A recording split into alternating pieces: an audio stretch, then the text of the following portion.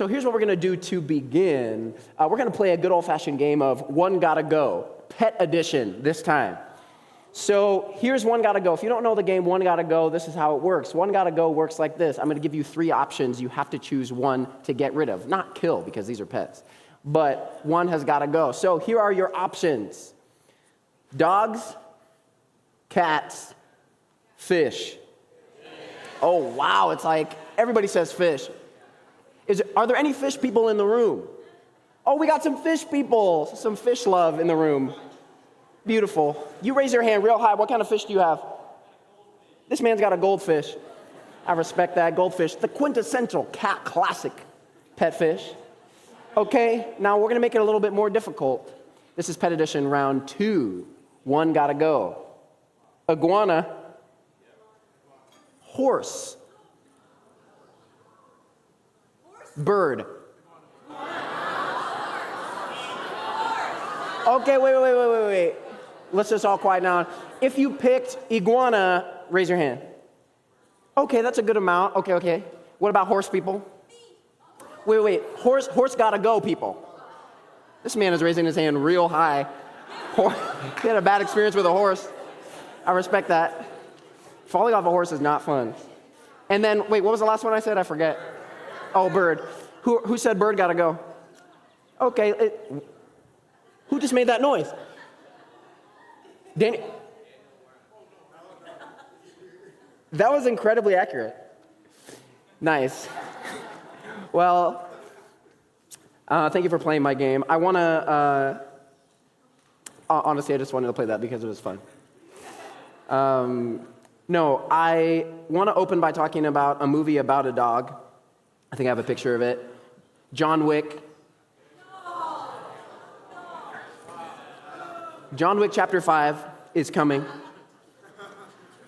Right? It was announced. John Wick Chapter 5 is coming. I don't know if you've seen John Wick. I'm not here to endorse John Wick. It's a violent movie. But I want to bring it up because it is a story about a dog. If you don't know the story of John Wick, you don't have to watch the movie. I'll give you the spark notes. The whole idea is, in the very first movie, John Wick's dog gets killed by some bad guys. And so John Wick, who is an assassin in retirement, he's one of those in retirement guys, he decides to go out of retirement just to get revenge on the killers of his pet dog. That is a bit of a background. And it's a bloody tale. It's a classic action movie. There's a lot of crazy scenes and stunts and fighting sequences and things like that. But at the core, at the heart, it's a movie about revenge.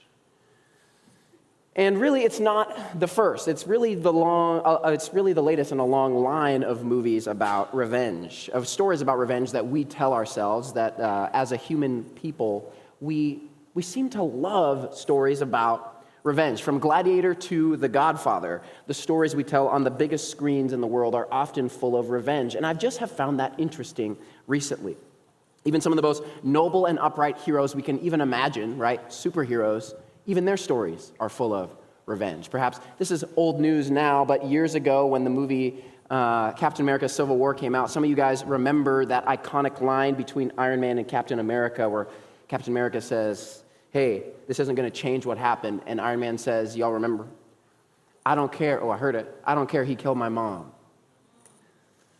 And all of this turmoil and conflict between two best friends, people that used to be two best friends, all around revenge. And it's not only movies. The classics are also full of revenge. Those of you who are a little bit older, perhaps you had to read in high school or elementary The Count of Monte Cristo, an older story about revenge.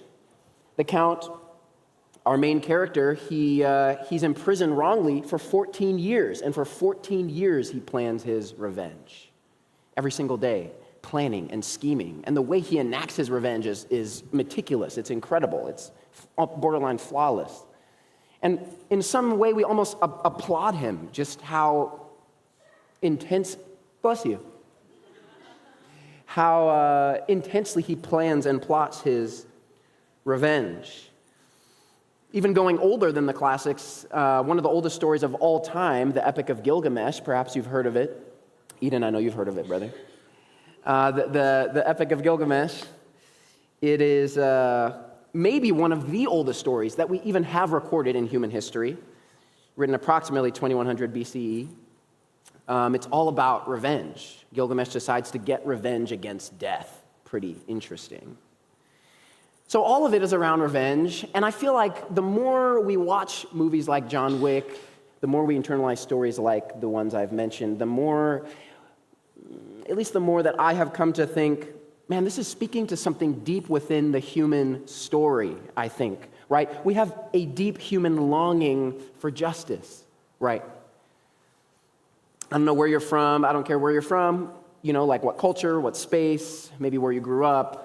All of us, deep within the heart, we long for justice, right? This is I believe, one of the greatest arguments for the existence of God.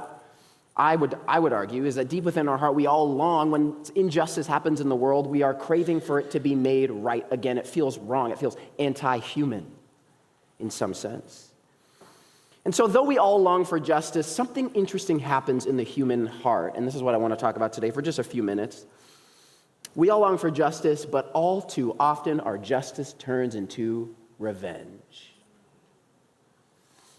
Those of you who've been journeying with us for the past few weeks, we've been in a series called The Jesus Way. We're talking about what does it look like to be Jesus people in the world. And here in Elevate at Keene, we want to be Jesus people. So what does it look like to be Jesus people? Jesus is teaching us, and we're walking through Matthew chapter 5.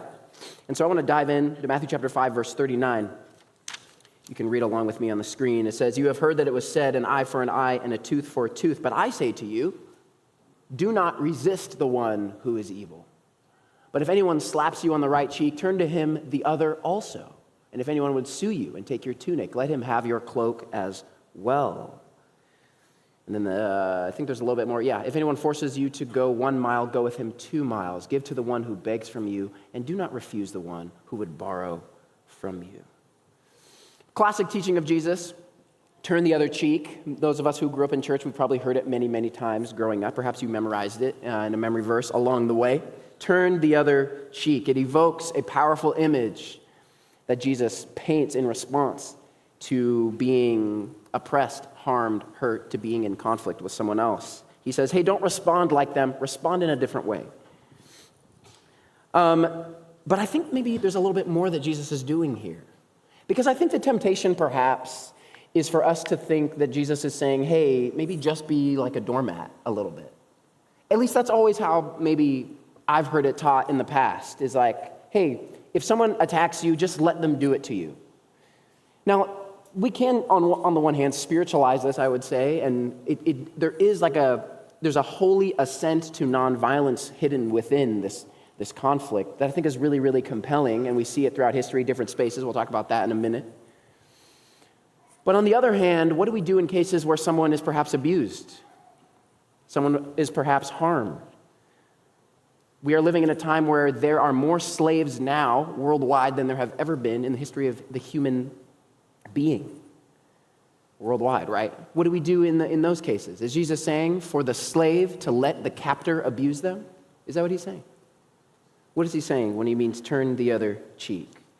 To understand, let's get a little context, have a little context time. We'll take you to class just for a minute, really briefly, and then we'll circle back. We need to get the lore, as we always do every week. Get the lore, then we'll circle back. So, let's get the lore here. This is, we're going to turn to Leviticus chapter 24, all of our favorite book, Leviticus. Any of y'all tried to read the whole Bible in a year, and then you get to Leviticus, and you're like, bruh, this is rough. Well, you're not the only one. Happens to the best of us. But what's interesting about Leviticus is it's actually really, really rich, but it just takes a little work to understand what's going on. So I'm going to give you a little bit of that. Let's read it first. It says, if anyone injures his neighbor as he has done, it shall be done to him. Fracture for fracture, eye for eye, tooth for tooth. Whatever injury he has given, a person shall be given to him. Now, this is one of a few different, believe there's 3 in the Old Testament, different commands that are centered around this concept of justice as retribution. If someone harms you in some way, according to the law, they should be harmed in that same way. And what's interesting is God commands this to Moses to enact in the people to try and, I guess you could say, curb the natural escalation of violence in an honor-shame culture. Because we have to understand, in an honor-shame culture, if someone offends you, if someone harms you in some way, maybe they cut off your hand, or there's a duel, or something goes wrong, or there's violence, you get into a fight or something like that, because your honor has been disparaged, you would then be honor bound to go and do something back to them, and then they would be honor bound to go do something back to you. And so this cycle of blood feuds could span for generations. You could hate another family just because of something his great-great-great-great-grandfather did to your great-great-great-grand, and you see how it can just spiral, and nothing really gets solved. And so God says, hey, let's actually stop the violence. Let's cap the violence right here. But what's interesting is what God is actually doing here, and what Moses is doing as he's writing this, is they are building upon an earlier law code that existed prior called the Code of Hammurabi. The Code of Hammurabi is one of the oldest law codes that we have in existence. I have a little picture of it right here. This is Hammurabi receiving the law code from the sun god. Pretty interesting. And what was interesting about the Code of Hammurabi is it includes a lot of laws that are similar to the laws in the Old Testament, but God is like tweaking them slightly, and he's making them slightly different. So, for example, in this case, I have a second picture of the code here where it actually shows the writing. Pretty interesting. One of these laws, I can't read this, by the way. Eden, can you read this? He said, not yet. For those who don't know, Eden is our in-house scholar. So one of the laws in the Code of Hammurabi is, if a lord has destroyed the eye of another lord, they shall destroy that man's eye. If a lord has destroyed a bone of another man, they shall destroy that man's bone. And if a lord has knocked out the tooth of another man, his tooth shall be knocked out. Pretty interesting. But right away we notice something interesting. Did you catch it? It says if a lord has done this, there's no mention of common folk. There's no mention of the commoner, of the peasant. And what's interesting is in Hammurabi's code, there is no provision for the peasant, for the commoner. And so what's interesting in the Old Testament law is it says for everyone. It expands it. God expands the justice not only for the ruling class, but for the commoner as well, which is really, really, it's such a moving concept, and we see it all throughout the Old Testament, that God is actually expanding justice, moving justice forward in the world. And I just believe, this is a quick aside, something that Kate, you said to me recently. I put this in your phone as your as your contact name. Would you remember what you said to me this past week? You said, I don't play with my God. And I thought that was so hard-boiled, man. I thought that was so, you were standing on business. I love that. You're like, man, I don't play with my God. And I was like, geez, that's strong. That's fire. I love that. And just like Kate says, I don't play with my God, what I love about the Old Testament is the Old Testament doesn't play with my God. And sometimes what's interesting about Old Testament, is it can appear really, really like harsh at times. But this is an example where we see, man, God is actually, his heart is not only for the ruling class, right? His heart is for the commoner, right? This is a group of people, classification of person in this time period, in this world, that were essentially worthless, right, to the ruling class. These are people that were just existed basically to provide the ruling class with benefits, right? To just till the fields until their dying breath. Right? We don't live in that world. We live in the 21st century in a world that's benefited from the idea of individual rights, which is also a Christian idea, comes from the book of Genesis. But these people didn't live in that world. You didn't have rights if you were a peasant. Your job was to exist to make the rich people richer. And so here in the Old Testament, we see God moving justice forward. So what's our conclusion? We don't want to stay here all day. What's the conclusion here? The conclusion here is that God has a deep care for justice. In fact, God cares about justice even more than we do, and centuries before we ever cared about justice. I feel like this is really important for those of us, maybe we have a burden on our heart for the justice of those around us, just to know that, man, God, that burning passion, that justice, some of you I've had conversations with, and you're like, man, I want to go do mission work. I want to right the wrongs. I was having a conversation just this other week with one of you who said, man, I want to go and do mission work specifically to help people who are being trafficked, specifically to rescue people out of that life. That burning desire within you, this isn't just something that just happened overnight, right? It's not just you. This flame within, this is something that God gives. And so circling back to Jesus, we got the lore, right? Now let's circle back. Jesus says, I say to you, turn the other cheek if someone harms you. Someone slaps you on the right cheek. Turn the other cheek. Very interesting. Now, those listening to him, they would have known all of this Old Testament stuff, right? They would have known all of this. So they would be expecting Jesus, a good rabbi, to double down on God's justice, right? Because God is a God of justice, and specifically, in this case, retribution justice, right? Retribution justice is just what we were talking about, right? An eye for an eye. You destroy my eye, I'll destroy yours. It evens the scales, you can almost see it as. So those listening to Jesus, they would have expected him to double down, and yet he does something else very interesting. And it's really the same thing he's been doing the entire time in Matthew chapter 5, where he's taking something that's well known, that the people would have known. Hey, you've heard it said, don't commit adultery. But I say that anyone who looks upon anyone with lust. He's going deeper, right? We've been talking about this every single week. He's exposing the heart, because the heart knows that you can keep the law, you can keep the letter of the law, and the heart can still find its way to be a little squirrely, to kind of worm around it, right? And Jesus knows this. This is why every now and then, and I'm going to speak from personal experience, this is not directed at any in particular person or institution, but I have been to churches where it seems like everybody's keeping the Sabbath perfectly. It seems like everybody's a vegan. It seems like everybody went colporteuring. Seems like nobody says a swear word ever in their life. They stub their toe and they say, ow.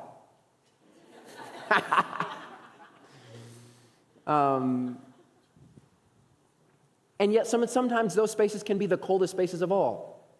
Why is that? You can walk into a room and feel like, ooh, I'm not welcome here. You can get glances. Why is that? People can make comments to make you feel less than, smaller. Why is that? It's because of what Jesus is trying to point out for us here, that you can have all of the aspects of right religion and still not have love, that your heart can still not be changed, that you're not transformed. And so Jesus says, no, surface level religion is not enough. We've been talking about this every week. And again, we're not talking about works here. We're not talking about trying harder, doing better, trying to be better by the skin of my teeth. We're talking about submission into Jesus' way. He says, follow me, right? And so Jesus says, if you're going to follow me, here's what it looks like. It looks like going deeper than surface level, checklist religion. It means going to the heart. And so, could it be, I wonder, that God's heart was always about something deeper than retribution, justice, an eye for an eye, and that God is calling us to go a little bit deeper?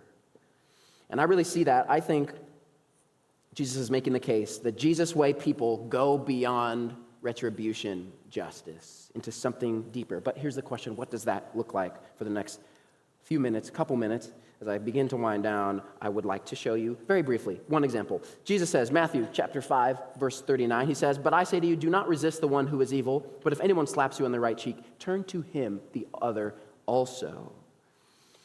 Now I have a question for you. Why does Jesus say the right cheek? Have you ever noticed that? Have you ever read this verse and just noticed he's very specific? He says if anyone slaps you on the right cheek, not on any cheek in particular, but the right. Why does he say the right one? Very interesting. Do you guys know why? Eden, I can't handle you. You're just nodding the whole time because you know why, brother. Woo. Okay, I'll just tell you. It's a backhanded slap. So someone slaps you on the right cheek and they're standing directly in front of you, right? They would have to be backhanded. It wouldn't have to be. You could maneuver it to. But in this culture, in this time and place, it would have been a backhand. Now, do you know the significance of a backhanded slap in the first century? Where we've already talked about an honor-shame culture, an honor-shame society, right? In a society where your honor is the most precious thing that you can have. For someone to backhand you in public, in front of other people, this was like the ultimate insult. This was like spitting on you and calling you a dog, essentially. Right? That was intense. Spitting on you, calling you, but that's really, really how they viewed it in this culture and time. I got a quote from scholar Craig Keene here. He says, the backhanded blow to the right cheek did not imply shattered teeth. It was an insult, the severest public affront to a person's dignity. So to have someone backhand you, another man backhand you, because this is a culture, this is a patriarchal society, right? Where men sort of are the operating class. So for a man to backhand another man in public was like an affront to that person's honor.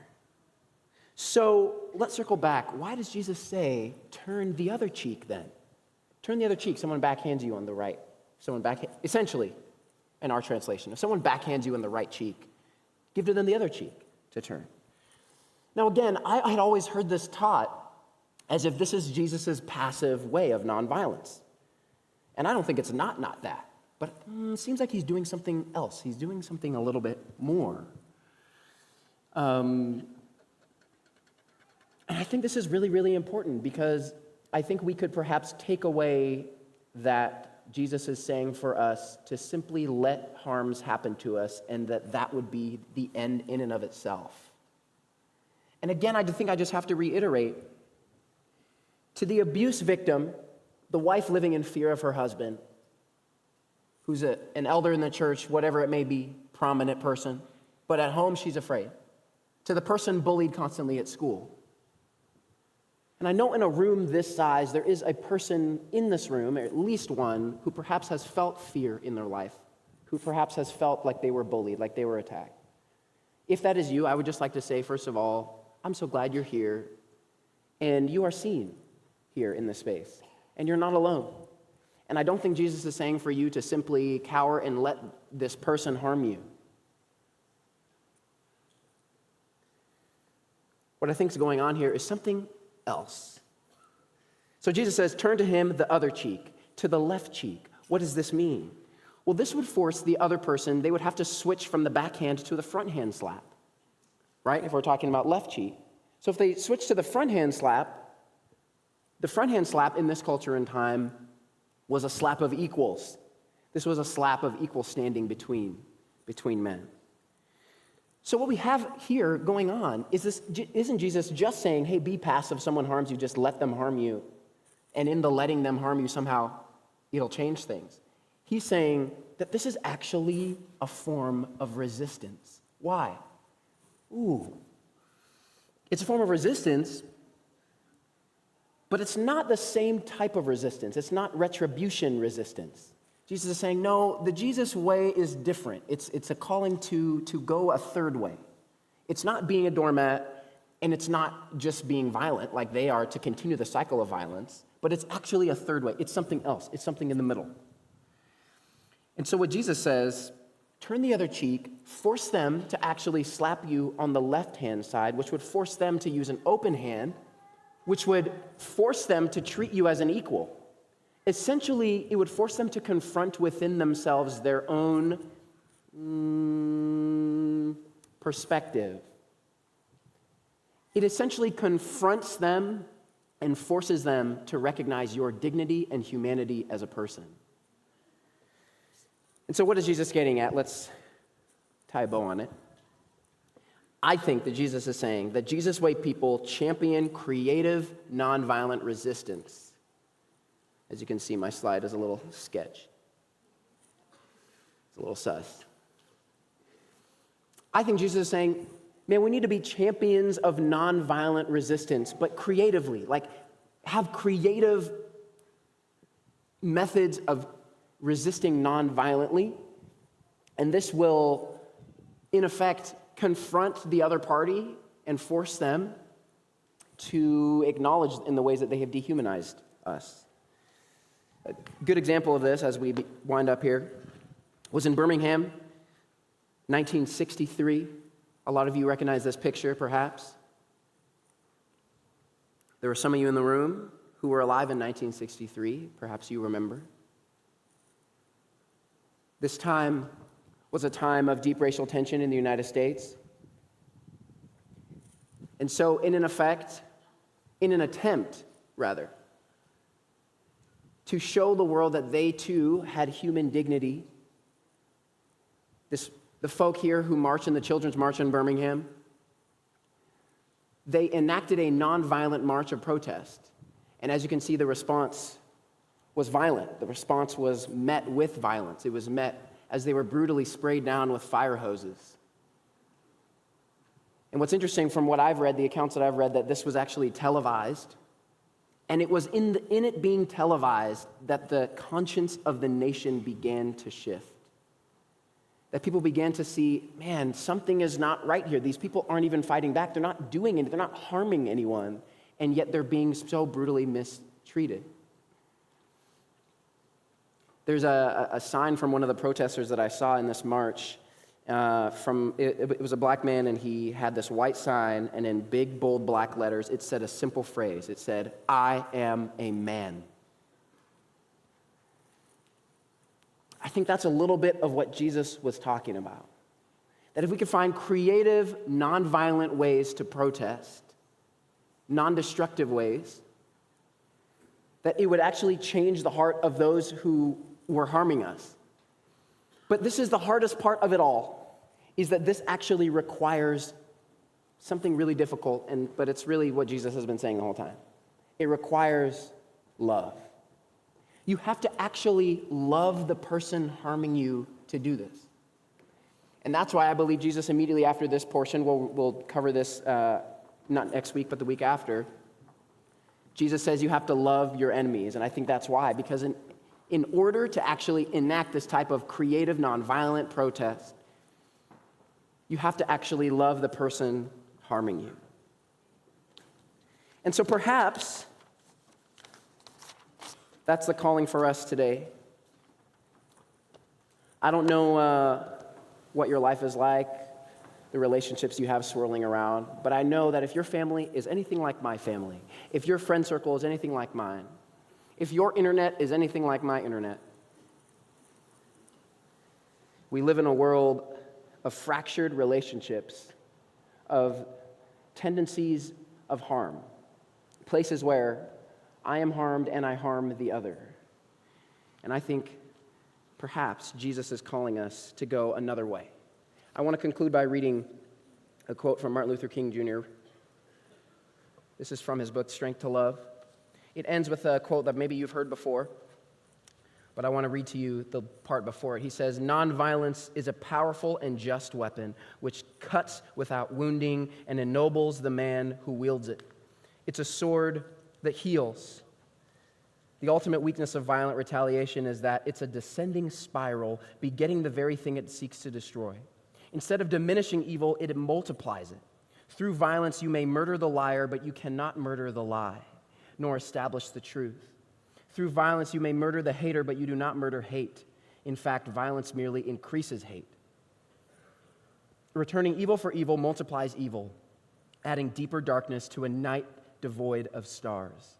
Darkness cannot drive out darkness. Only light can do that. Hate cannot drive out hate. Only love can do that. Love is the only force capable of transforming an enemy into a friend."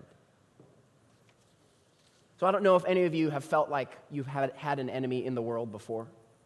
If you felt like you've been harmed unfairly before. And if that's the case, I would just like to say, could it be that perhaps Jesus is saying that there's a third way, when the temptation is to be passive, to let it happen, to be a doormat, or to react with violence, to retaliate, to get revenge somehow? Perhaps there's a third way, and perhaps that third way is love. Amen.